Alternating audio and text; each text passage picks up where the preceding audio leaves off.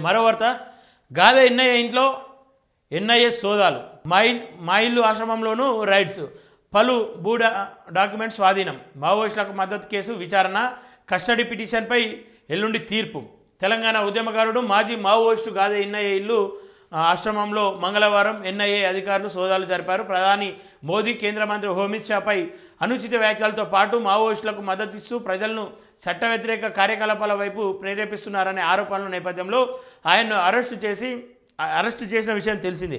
తాజాగా మరోసారి ఆయన ఇంట్లో మా ఇల్లు ఆశ్రమంలో దాడులు జరిపి పలు భూ డాక్యుమెంట్స్ స్వాధీనం చేసుకున్నారని చెప్పేసి అంటే మావోయిస్టులకు మద్దతు తెలిపిండు అని చెప్పేసి ఆధారాలు ఇప్పటివరకు తీసుకోలే. నిజంగానే ఆయన పోయి ఏదో 20 మందికి గనులు ఇచ్చావే బిడ్డ మీరు ఒర్రి అడవి బాట పట్టరు అని చెప్పినట్టు ఇంతవరకు నిరూపణ లేదు. మరి ఎందుకు ఈ అరెస్టులు ఎందుకోసము అని చెప్పేసి ఆ ఇంట్లో రైట్స్ భూ డాక్యుమెంట్స్ తీసుకోరు. ఏం చేస్తారు ఆ భూ డాక్యుమెంట్స్? గాదె ఇంట్లో ఎన్ఐఏ సోదాలని చెప్పి చూస్తూ ఉన్నాం కదా. ఇక్కడ క్లియర్గా చూద్దాం. తెలంగాణ ఉద్యమకారుడు మాజీ మావోయిస్టు గాదె ఎన్ఐఏ ఆశ్రమంలో మంగళవారం కేంద్ర దర్యాప్తు సంస్థ ఎన్ఐఏ అధికారులు సోదాలు జరిపారు. ప్రధానమంత్రి మోడీపై కేంద్ర హోంమంత్రి అమిత్ షాపై అనుచిత వ్యాఖ్యలు చేశారని మావోయిస్టులకు మద్దతు ఇస్తూ ప్రజలను చట్ట వ్యతిరేక కార్యకలాపాల వైపు ప్రేరేపిస్తున్నారనే ఆరోపణల నేపథ్యంలో ఎన్ఐఏ అధికారులు కొద్ది రోజుల క్రితం అరెస్టు చేసిన విషయం తెలిసిందే.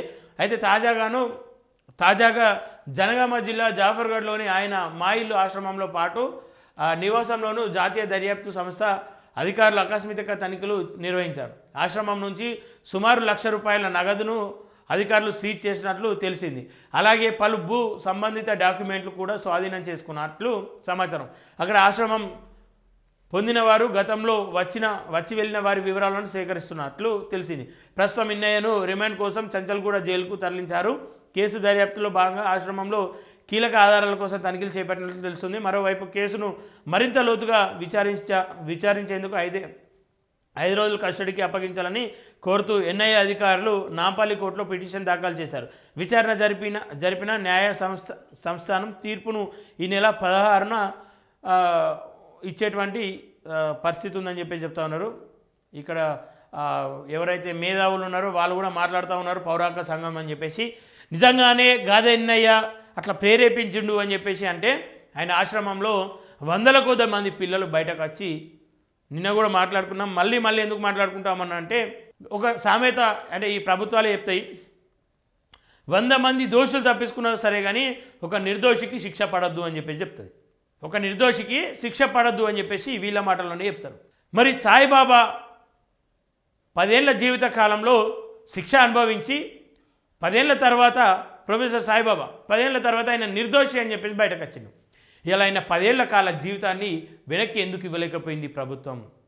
ఆయన ఆరోగ్యం పైన క్షీణించేటట్టు ఆయన చనిపోయేంత వరకు ఆయనను వెంబడించింది ఈ ఉపా కేసుతో ఆయనకు సంబంధం లేదని చెప్పేసి చివరిగా నిర్ధారించి ఆయనను నిర్దోషిగా బయటకు పంపింది.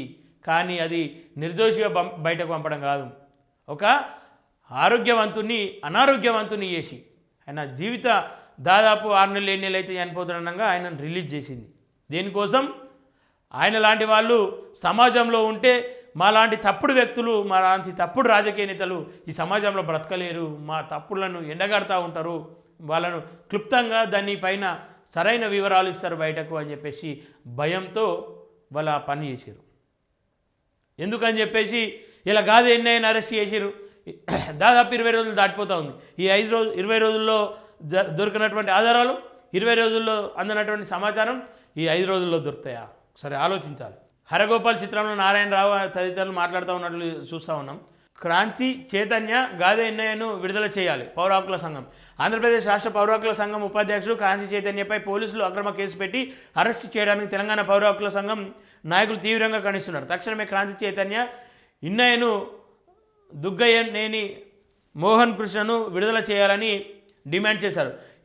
ఈ మేరకు మంగళవారం హైదరాబాద్లోని న్యూస్ సెంటర్లలో ఏర్పాటు చేసిన విలేకరుల సమావేశంలో హైదర్గూడలోని న్యూస్ సెంటర్లో ఏర్పాటు చేసిన విలేకరుల సమావేశంలో ప్రొఫెసర్ హరగోపాల్, పౌర హక్కుల సంఘం నాయకులు ప్రొఫెసర్ గడ్డం లక్ష్మణ్, ఎస్ నారాయణరావు, గుంటి రవి కుమారస్వామి, తిరుపతయ్య మాట్లాడారు.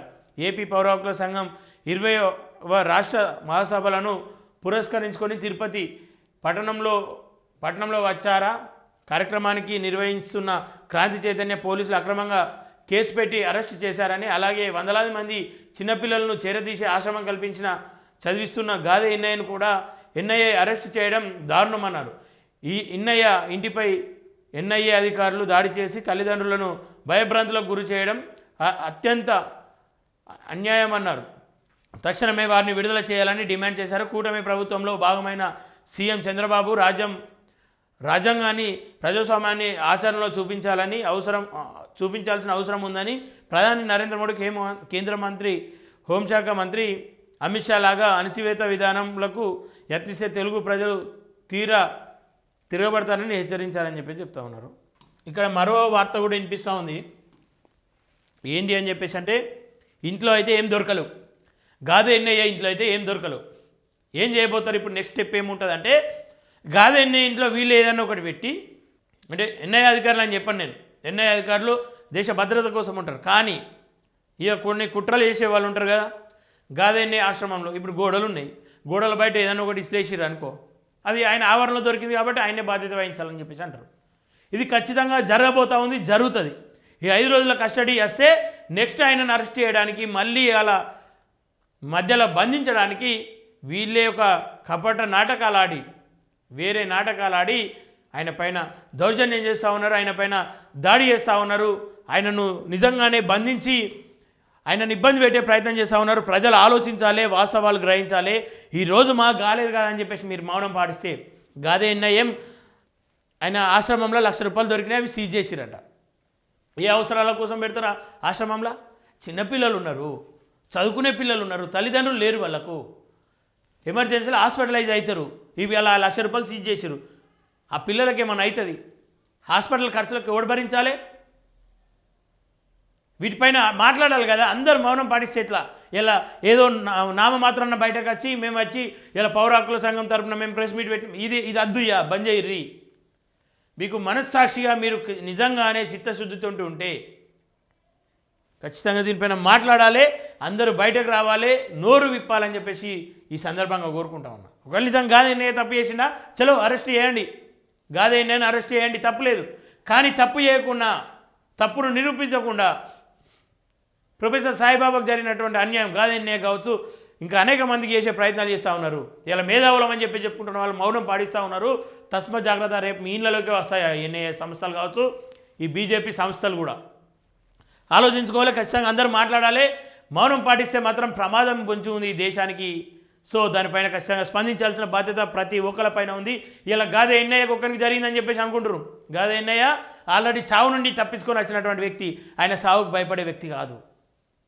ఎందుకని చెప్పేసి అంటే, ఒక బ్లాస్ట్ ఆల్రెడీ ఆయన చేతి కోల్పోయిన తర్వాత ఈ రాజ్యాంగబద్ధంగా మనం ప్రజలకు మంచి చేయాలి, ఉన్నంతకాలం లేని పిల్లలను మనం ఆదుకోవాలని చెప్పేసి ఆలోచనతో, ఒక మంచి సదుద్దేశంతో ఆయన ఆశ్రమం నడిపిస్తూ ఉంటే, ఇలా ఆయన పైన అక్రమ దాడులు చేసుకుంటా అరెస్ట్ చేసి 20 రోజులు దాటిపోతూ ఉన్న ఎట్లాంటి ఆధారాలు దొరకలేవు, కానీ మళ్ళీ 5 రోజులు రిమాండ్కి పంపించాలి.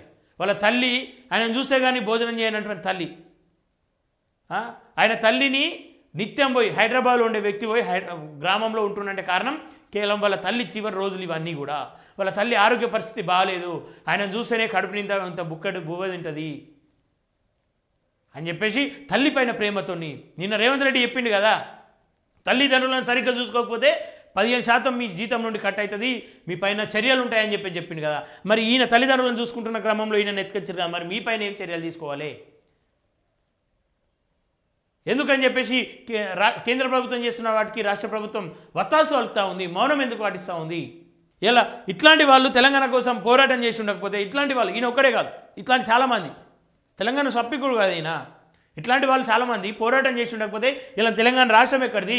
తెలంగాణ రాష్ట్రంలో మీరు సీఎం అయ్యేవాళ్ళ? రేవంత్ రెడ్డి సీఎం అవుతుండేనా? మంత్రుల పదవులు వస్తుండేనా మీకు?